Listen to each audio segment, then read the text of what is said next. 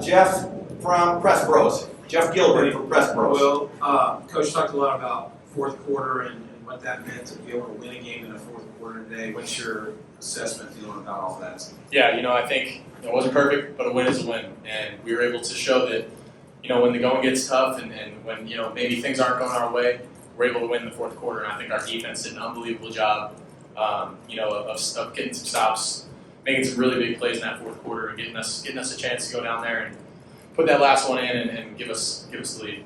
What was different for you guys on that last scoring drive versus the whole other part of the second half of the season? First down, man. That's what we talk about. We got to get that first down. And, the first play, I thought it was a great play call.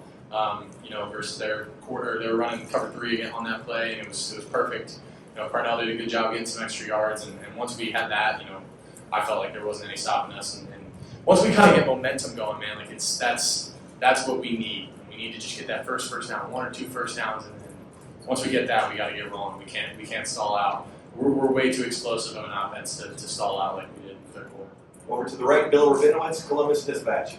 Other than the 2 long touchdown passes and of course the last drive, you guys really struggled offensively. So what do you attribute for the struggles? I'm not sure. I really don't know.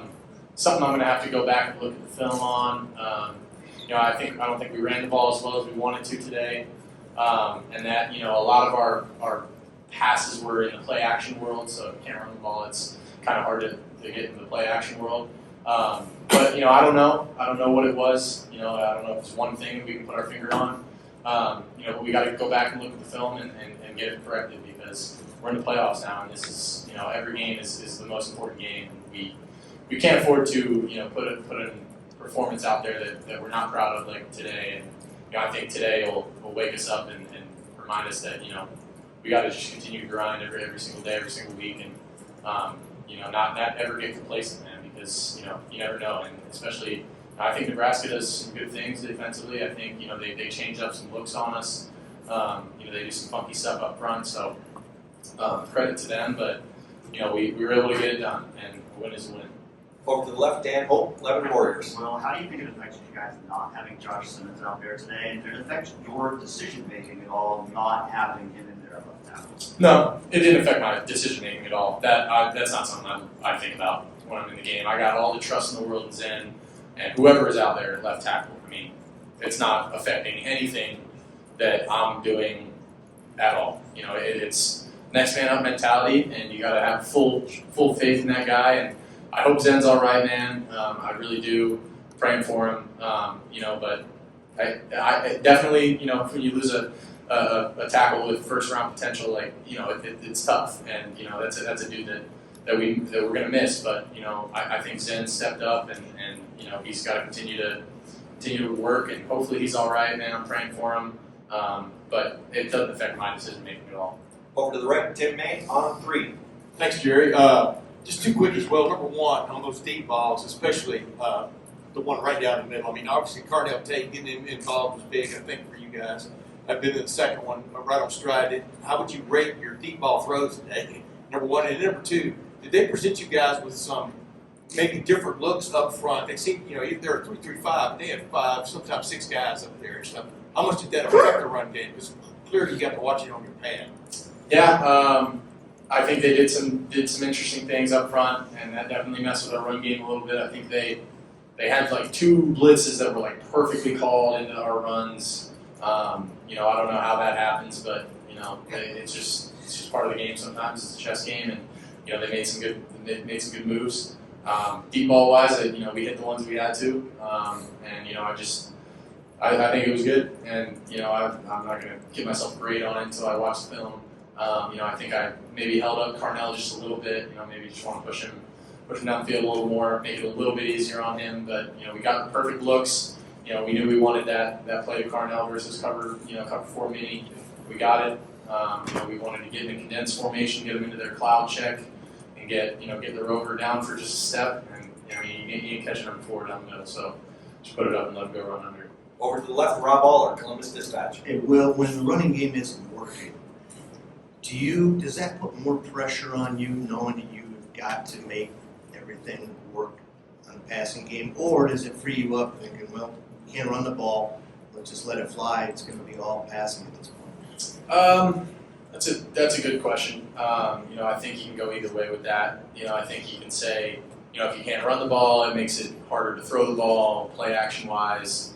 But I think at the same time, I try not to worry about that. It's one play at a time. Just execute what I have to do, what my job is.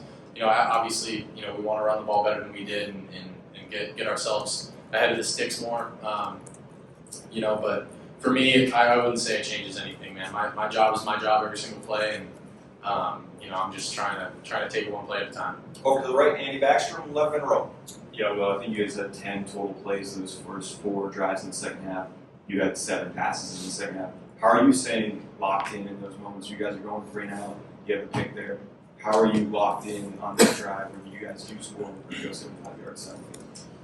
You gotta keep your head down, man. No matter how it's going, you gotta stay locked in. And I'm not gonna let a couple of bad plays, affect me. And I've played a lot of ball. I've had some games where things aren't going your way, and you gotta find a way to win at the end. And that's what we did today. And it's not always gonna be pretty. Sometimes you gotta scrap it out and make it work. And it wasn't going our way in that third quarter. We're stalling out on drives, and it bugs me, man. I don't know. I haven't watched the film. It hurts. I want to get back out there. I don't know, man. It just irks me. Just a competitor in me. I don't like that. But we kept our heads down and knew that our time was coming, and we had to make some plays down the stretch, and we did. We're going to go 2 more questions with Will. Andy Anders, 11 Warriors. Yeah, that last drive, it seemed like you got a little more involved in the run game, a couple of zone read keeps maybe, and moved the chains right before the touchdown. How much of the run game issues do you put on yourself? You talked about being sort of the run game coordinator on the field.